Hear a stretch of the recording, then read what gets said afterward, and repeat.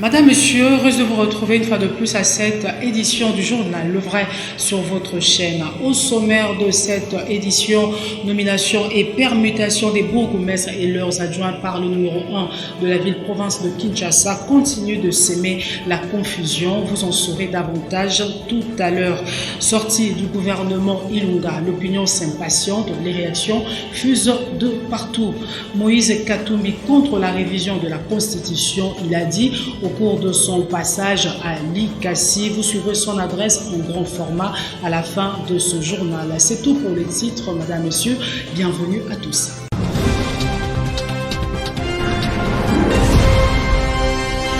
Pendant que Kinshasa, la capitale, attend des élections locales, le premier citoyen de la ville de Kinshasa a procédé à la permutation et à la nomination des bourgmestres. Voilà une situation qui énerve plus d'un. Cet acte réglementaire du gouverneur est jugé d'anticonstitutionnel par certains observateurs et activistes de droits de l'homme. Selon la loi, Jontini Ngobila a qualité de suspendre et non de nommer les bourgmestres à la tête des communes. L'on relève aussi des erreurs administratives, des irrégularités dans ce fameux document. L'on peut lire, l'arrêté vient d'abroger les dispositions antérieures, allusion faite au bourgmestre nommé par ordonnance présidentielle. Autre erreur relevée en rapport avec la permutation de Anto Longange à Matete sur l'ordonnance présidentielle, c'est Longange Mokato Adrien. Autre bourde, la décision est signée PO en stylo par Tengue Lito. Confusion au sein de l'opinion autour des nominations et permutations des bourgmestres et bourgmestres adjoints par un arrêté du gouverneur de la ville-province de Kinshasa. Le document rendu public sur les réseaux sociaux qui a été qualifié de faux par le directeur du cabinet de cette autorité urbaine, à la grande surprise, vient d'être reconnu par ce même directeur, mais cette fois-ci par la mention titre provisoire, une situation qui motive cette réflexion de votre rédaction. Suivez. La nouvelle s'est répandue comme une traînée de poudre le soir du vendredi 16 août. Plusieurs médias l'ont diffusée presque en boucle.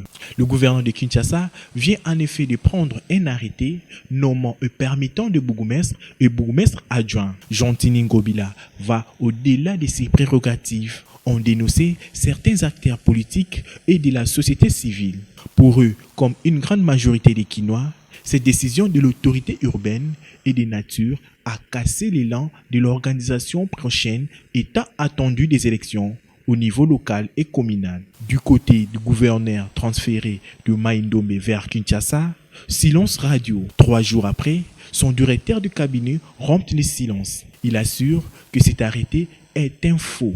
Comment justifier cette réaction tardive du côté de l'UDPS? Son secrétaire général, Augustin Kabouya, fait la nomination illégale de ces 3 combattants et la même situation a été constatée au PPRD. Après le bourde de ces 2 grandes partis politiques, à la surprise de tous, le faux arrêté est devenu vrai.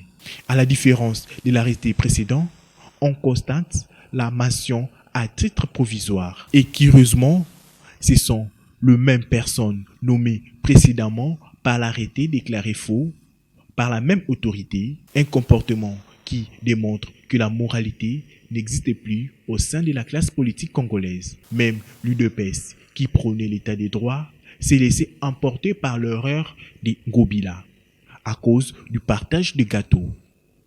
Le ventre d'abord au peuple des JG.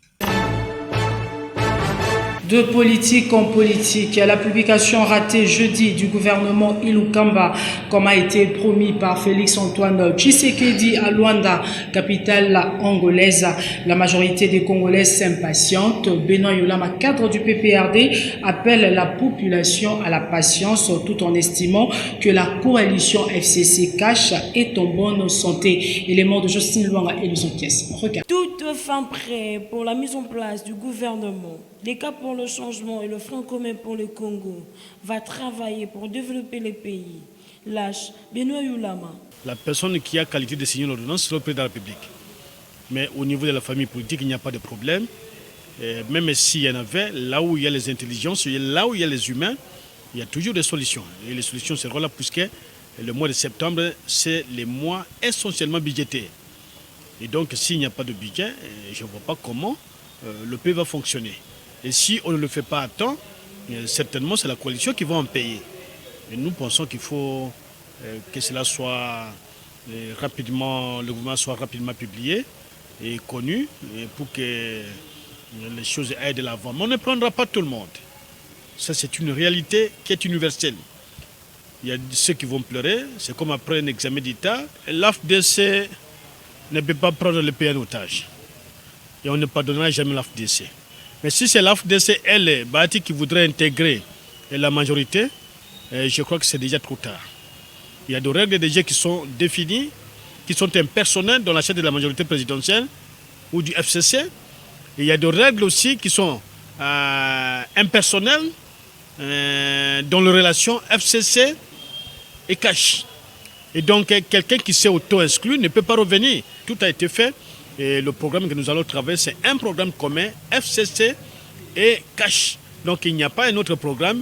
Et le programme a pour soubassement la transformation du Congo. Au sujet du décret nommant et permettant le bourgmestre et le bourgmestre adjoint de Kinshasa, l'homme reconnaît l'inégalité de ces décisions. Cette histoire de bourgmestre, je sais que ça peut créer des petits soucis, ça peut révolter la Constitution, mais est-ce que c'est cela le plus important pour nous? Parce qu'il ne peut pas signer l'ordonnance, il ne peut non plus révoquer une ordonnance présidentielle les jours où le ministre de l'Intérieur va envoyer des nouveaux noms, va soumettre au président de la République, après la concertation, je crois, ou des concertations, je crois que le président va nommer de nouveaux bourgmestres et ça va terminer cette affaire sans problème. D'une réaction à une autre, Willy Michiki, président de l'UNANA, reste pessimiste quant à la réussite du gouvernement Ilukamba, qui d'après lui est éléphantesque. Élément de Jocelyne Luanga et de son pièce. Suivez. Au début, on croyait que c'était vraiment un gouvernement qui allait répondre aux aspirations profondes du peuple congolais, notamment l'amélioration des conditions sociales de nos populations, le respect de la Constitution, notamment la gratuité de l'enseignement primaire, conformément à l'article 42 de la Constitution. On s'attendait à une véritable alternance, puisque vous savez aujourd'hui un gouvernement de 65 ministres, ça coûte déjà rien qu'en termes de personnel d'appoint, puisque chaque cabinet a entre 50 à 60 membres. Nous sommes déjà au-delà, près de 3000 personnels politiques et d'appoint à payer par les trésors publics. Je ne parle pas encore de ministres et même des membres du gouvernement qui coûtent entre 20 000 à 50 000 $ par mois. Donc c'est déjà un problème. Le troisième regret, c'est que on voit que les ministères clés qui ont un impact direct sur les social, sur les vécus quotidiens, reviennent au FCC qui, depuis 18 ans, a été incapable de répondre aux aspirations des Congolais. Le Premier ministre n'a aucun contrôle sur ces ministres, puisque ce sont des grands chefs nommés, présentés par leur famille politique, qui n'a pas été associé lui-même aux négociations entre Cash et FCC, et ce gouvernement n'a pas réellement de programme. Je n'ai pas entendu vraiment un programme commun de ces gouvernements. Ils ne sont réunis que par une seule chose, mangeoire. Je mange, tu manges, nous mangeons. Donc voilà ce qui nous fait croire qu'on ne doit pas attendre quelque chose de changement réel de ce gouvernement. Rendons-nous en province. L'atelier des leaders de Ensemble pour les changements sur la situation politique et sociale du pays qui s'est tenu à Lubumbashi après le séjour de son président Moïse Katumbi à certains coins de la province de Katanga. Cette coalition a rendu public le rapport du dit atelier où elle a exprimé des vives inquiétudes pour l'avenir du pays et la détérioration du social des Congolais. Plus de détails dans cet élément de Philippe Vumpi. Suivez. Communiqué final de l'atelier d'évaluation de la situation générale de la République démocratique du Congo et de l'évolution de Ensemble pour le changement. À l'issue de la tournée de leur président, Moïse Katumbi Chapwe, dans le Grand Katanga, les hauts cadres de Ensemble pour le changement se sont réunis les 17, 18, 20 et 22 août 2019 à Lubumbashi, dans la province du Haut-Katanga, pour évaluer la situation politique du pays et celle de leur regroupement politique. S'agissant de la situation générale de la République démocratique du Congo, Ensemble pour le changement exprime ses vives inquiétudes pour l'avenir peu radieux du pays. Ensemble pour le changement est grandement préoccupé par 1. La généralisation de l'insécurité et du crime organisé à travers le pays. 2. La persistance des groupes armés au Nord Kivu, Sud Kivu et en Ituri, ainsi que les tueries récurrentes et en toute impunité des populations de ces provinces par les dits groupes. 3. La persistance de la maladie à virus Ebola dans cette partie du territoire national et son extension au Sud Kivu, notamment dans la ville de Bukavu et dans le territoire de Mwenga. 4. La grogne sociale qui se généralise par suite de la précarité sociale, de la modicité des salaires et de l'irrégularité de leur paiement, en particulier dans le secteur public, de la cherté de la vie, de l'effritement du pouvoir d'achat des Congolais, des inégalités sociales trop criantes et, de manière générale, de la détérioration sans cesse des conditions de vie de la population. 5. Le mépris des droits constitutionnels des citoyens, notamment en matière d'éducation, de santé et d'accès à l'emploi. 6. Le chômage de masse qui touche particulièrement la jeunesse congolaise. 7.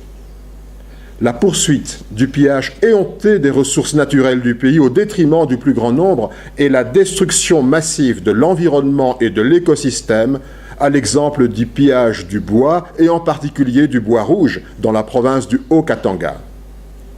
8. La reprise et l'amplification de l'exportation des minerais bruts, ce qui amenuise davantage les recettes de l'État, conduit à la baisse des cours mondiaux de certains produits et condamne à terme les grandes sociétés. Autre chose dans cette édition, la résidence de l'opposant congolais Jean-Claude Muyambo a été l'objet d'une attaque le jeudi 22 août dernier. Des forts dégâts matériels ont été constatés. Plus de détails avec Justin Magnolo. Suivez. C'est un aspect peu louable qui présente la résidence de l'opposant congolais Jean-Claude Muyambo de Lubumbashi. Vitres cassées, les débris visibles par terre ici et là. D'après les proches de l'intéressé, ce sont les supporters de Saint-Éloi Lupopo, un club de football local qui serait à l'origine de cette attaque le jeudi 22 août passé. Jusque-là, les causes de cette attaque ne sont pas encore élucidées. Il convient de relever que ce forfait n'est intervenu que juste après que Jean-Claude Muyambo ait témoigné son soutien à Moïse Katumbi dans les conflits qu'il oppose à l'étranger Pascal Beveragi à propos de la vente de la société minière Mining Company Katanga, MCK en sigle. Et surtout que Muyambo avait mis en garde Pascal Beveragi sur le licenciement abusif qu'il effectuait à l'endroit des employés de cette société. Beverage étant également le patron de Lupopo, beaucoup établissent déjà les liens sur sa culpabilité. Aux autorités compétentes d'agir afin d'élever les ondes d'ombre qui entourent cette affaire. Ce vendredi 23 août 2019 a été une journée très chargée pour l'honorable présidente de l'Assemblée nationale, Janine Mabunda. Elle a accordé des audiences aux ambassadeurs du Japon et celui de la Russie. Juste après ces audiences, elle a échangé avec les députés de l'opposition. Plus de détails avec Bosco Kabamba. Suivez. L'honorable Janine Mabunda a accordé une audience à l'ambassadeur extraordinaire et plénipotentiaire du Japon en RDC. Au menu de leur échange, ils ont parlé de la coopération au développement entre deux nations. J'ai expliqué à Madame Mabunda et ses staffs la structure et le principe de la coopération japonaise pour la République démocratique du Congo. Aujourd'hui, plutôt, c'est l'introduction de la coopération japonaise dans ce pays. Bien possible de trouver des projets pour la coopération, c'est-à-dire chaque député, eh bien, les membres de l'Assemblée nationale peuvent nous proposer leur projet. Juste après les diplomates japonais, l'honorable Jeanine Mabunda, présidente de l'Assemblée nationale, a échangé aussi avec l'ambassadeur de la Fédération de Russie à Kinshasa, qui est venu lui transmettre les félicitations du président de la Chambre basse du Parlement russe pour sa brillante élection à la tête de l'Assemblée nationale de la RDC. L'ambassadeur Alexei nous donne ici l'assistance de cette audience.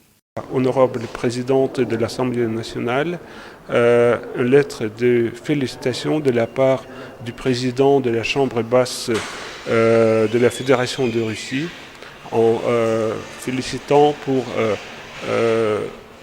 sa brillante élection à ce poste-là.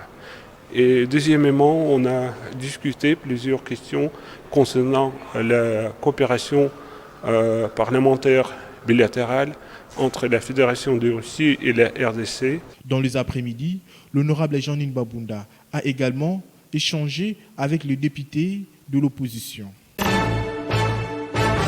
Comme annoncé en titre, Moïse Katumbi, président de l'Ensemble pour le changement et contre la révision de la Constitution, il a dit lors de son passage à Likasi, place à présent à son adresse en grand format. Suivez. Cela aurait dépendu d'eux, ils se seraient carrément rendus à Lubumbashi le chercher eux-mêmes, jusque dans la ville montagneuse de Likasi, tellement ils n'avaient plus aucune goutte de patience pour l'attendre quelques minutes de plus.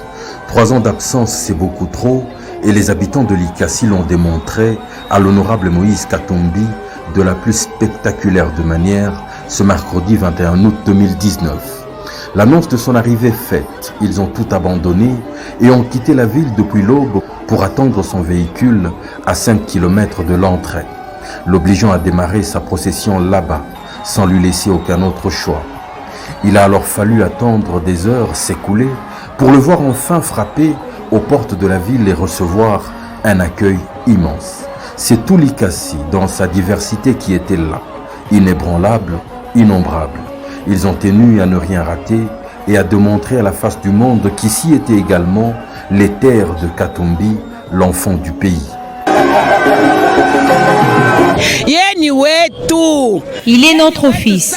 Nous nous sommes battus ensemble, même lorsqu'il était en exil. Comme il est rentré au pays, il faut que nous continuions à nous battre ensemble. Ce que personne ne savait alors était que cette procession à pied s'étendrait sur 30 km au total, soleil et poussière à l'addition.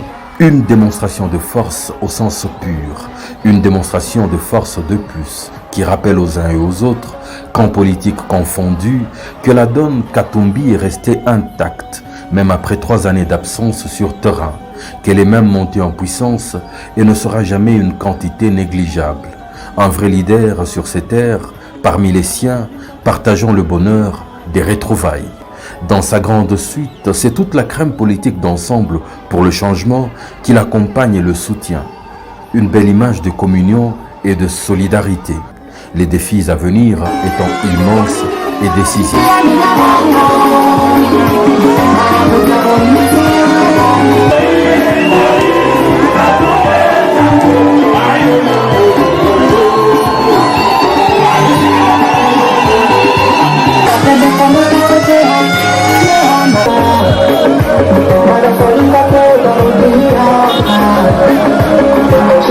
Le point de chute de la démonstration est le stade Binami.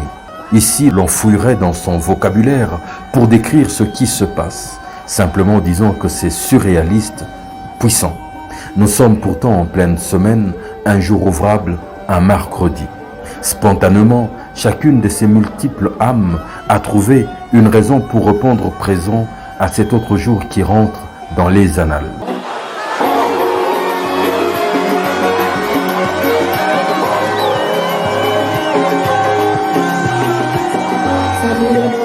Le discours de l'honorable Moïse Katumbi est clair.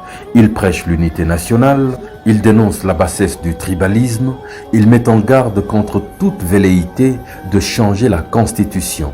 Il prêche le travail et rencontre les attentes de la population en promettant de mettre sur pied incessamment son propre parti politique.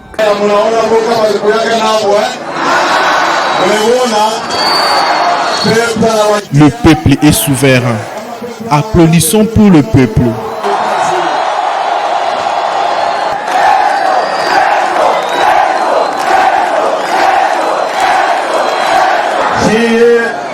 Nous ne sommes pas une opposition radicale. Avec ces combats, nous allons créer notre parti politique. Combien veut que j'ai créé un parti politique à l'ICASI? C'est que je vous demande de bannir le tribalisme pour que le pays développe. Il faut que nous nous aimons.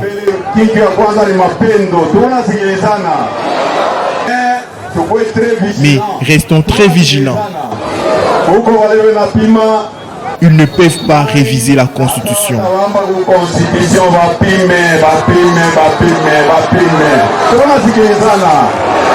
À voir ce qui s'est passé au cours des étapes de Lubumbashi, Kalemi, Kolwezi, Malemba-Nkulu, Kamina, Kasenga et maintenant Likasi, ceux qui ont des yeux pour voir savent déjà que ce sera un véritable rouleau compresseur. Il a également promis aux Kinois de bientôt les visiter dans cette tournée nationale de compassion, de solidarité et d'espoir. Avant de nous quitter, cette information qui vient de nous parvenir, l'ancien ministre provincial de l'économie Guy Matundu a été transféré ce vendredi à la prison centrale de Makala. Nous y reviendrons avec force et détails dans nos prochaines éditions. C'est sur cette note que s'achève ce journal. Merci de la sympathique attention que vous nous avez accordée à l'ICASI ainsi que partout ailleurs dans le monde. Madame, Monsieur, ce journal est terminé. Au revoir.